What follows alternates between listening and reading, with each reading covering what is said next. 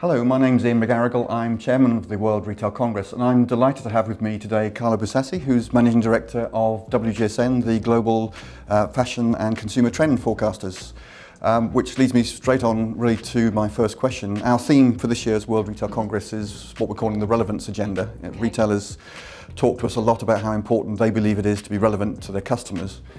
So I really wondered why you think that is. Why are they placing that so important? Why is relevancy more important than it's ever been? And what do you think it means in terms of consumers looking to choose the retailers they want to interact with?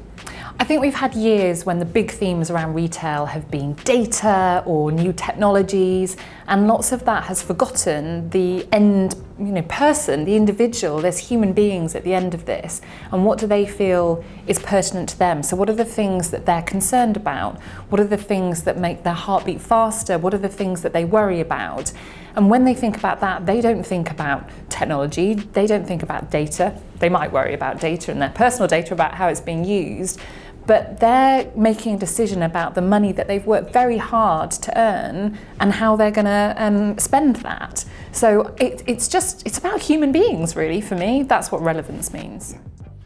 So another really important theme, understandably, for this year's Congress is around sustainability and the role that retailers play in that, but also the interaction with how consumers are, again, selecting and making decisions based on the sustainability policies and the ethical environmental policies they're seeing. So WGSN are monitoring consumer trends, talking to consumers all over the world. So how truly is this playing in terms of what's happening in terms of the retail world we're living in today? It has never been more important than it is right now. Now, there are lots of naysayers out there who will talk about the number of products that are still being purchased, and that isn't incorrect. As human beings, we are still spending a lot of money and we're still buying multiple numbers of products, but our level of consciousness is much higher than it has been. People are not just paying lip service to this. There are lots of consumers, there are increasing, growing numbers of consumers who are making very hard decisions about where they're going to spend their money and the number of products that they are going to buy to have in their homes and in their lives. And savvy retailers who are planning for the future have got to think about how they can take a responsibility as a brand to help those consumers who are concerned about that, because the number of those consumers is only going to grow in the coming months and years. But also, is there a reality? There is a lot written about it, and we hear lots of conversations about it. In terms of walking the talk, are consumers, yes, they're clearly anxious about things, but is that translating into what they're actually purchasing or not? I suppose I'm thinking fast fashion as one area. Yeah, but the thing is, fast fashion often has the finger pointed at it as being the worst in terms of practice when it comes to this kind of thing, which isn't necessarily true. There are many high fashion, there are many expensive product brands who are not being sustainable in their practices. So as trend forecasters, what we're saying to the industry, whether you're selling at a low or a price point, is you have a responsibility here. You might not feel that it's hitting your bottom line at the moment, although I bet it is. But if it isn't, it certainly will be in the coming months and years. And the other thing is, if this isn't about the consumer, and I do believe it is about the consumer, but also look at government legislation which is coming your way, and it's already happened, it's already impacting the businesses that we work in. So I think it's time to take action right now to future-proof your business, to future-proof who the consumers are, who are going to come and interact with your brand, but also about being good human beings and good leaders of retailers. And also, they should pay attention because it's the younger consumers primarily that are worried about this, or are you seeing it across No, I the think that's a kind of common misconception. This is just about young people. Now, young people are being very vocal about that, and thank goodness that we've got that. But older generations as well, whether they're coming to that through the media or whether it's because their children or their grandchildren are educating them about this, are also switched on. And they've got the time to research it. They've got the time to make very tactical decisions when it comes to their purchasing power. So I don't think any generation should be ignored when we're talking about sustainability.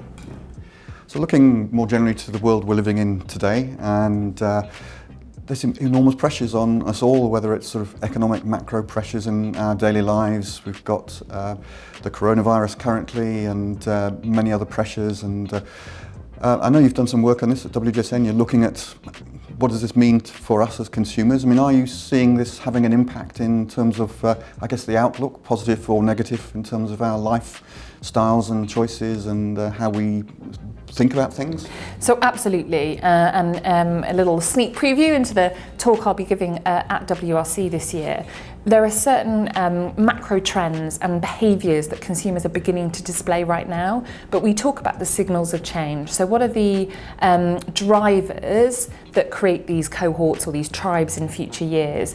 And one of those is the fear factor. So we are in very uncertain times at the moment. Now, all the data points to the fact that we are safer than we ever have been, we're richer than we ever have been, but people feel fear potentially more than they have in the past. And that means that consumers are behaving in slightly different ways. So they're looking for reassurance, they're looking for space, they're looking for brands that they can build trust with. And all of these things are manifesting themselves in the decisions that they make about the retailers that they shop with, but how they spend their money as well. So we do live in uncertain times, and I think any brand, whether you're in retail or not, would be stupid right now to be ignoring that. But it also presents an opportunity as well. So we want to slow things down as consumers. We want to feel that the brands that we spend our money with are going to use that in a responsible fashion. But it also has an impact on the fabrics that we're going to buy, on the products that we want in our homes, dare I say even the homes that we live in. So these are things that I'll be talking about in a lot more detail when it comes to WRC. And I was going to come on to that because you are giving a keynote on day one of this year's Congress, which is great. And the title is introducing us to your customers of tomorrow. Yeah. And you obviously talked about one key trend, but can you sort of frame the kind of other key areas perhaps, or give us a hint at some of the key areas you're looking at? What I'll be doing is talking about some of those signals of change, and the fear factor is one of them. Desynchronization is another, this idea that we're not running our lives in parallel in the way that we might have done in the past. So, the working day is changing. Not everyone goes to work 9 to 5 anymore. So what impact does that have on consumers? And then I'll be talking about 3 tribes in particular and going into details about what those tribes look like. And this isn't the kind of tribes that you might have heard of in the past, so I won't be talking about millennials versus boomers versus Gen X or Gen Z or anything like that. It'll be very much about the psychographics, so the attributes that are displayed across different generations and how those kind of link those different generations together, but how as a retailer you might want to appeal to those individuals. I am looking 2 years out, but there are already things that retailers can be doing right now, which means that they can attract that kind of consumer, whether that's into store or onto their website, and ultimately to have a great relationship with their brand. Well, we look forward to hearing it. But my last question really is, we've both been tracking retail for a long time now, and in recent years the big story is the transformation of the industry. And quite clearly there's going to be still more enormous change to come, but I wonder where you are in terms of looking and observing and reading and meeting retailers all over the world. Where are you in your personal view about the retail cycle? Are you a glass half full, glass half empty? What's exciting you about retailing today? Personally, I'm an optimist always, and I can never kind of get away from that. I think I was actually listening to an interview Jeff Bezos had done recently, and he was talking about the brands that we see here today, are not the brands that are going to be here in 10, 20 years time. And we've seen that in our lifetimes. We've seen that in our in our career life scales as well. Brands that you just thought would never ever, let alone stumble or disappear from our high streets, and that's absolutely what's happened. So I do think we will see some of those household brands that we've loved, that we've shopped with for decades perhaps disappearing. But what's exciting is those new brands that have an opportunity now to jump up into our consciousness very quickly, coming and giving us products that we really need, and maybe products we didn't yet know that we needed. So I think the playing field has been fundamentally levelled, and for me I see that as a great and exciting opportunity for all brands. Great. Well, Carla, thank you very much for joining me today, and as I say, Carla will be presenting the WGSN's insights into your consumers of tomorrow, which we very much look forward to. So thank you for watching, and we look forward to seeing you at the World Retail Congress.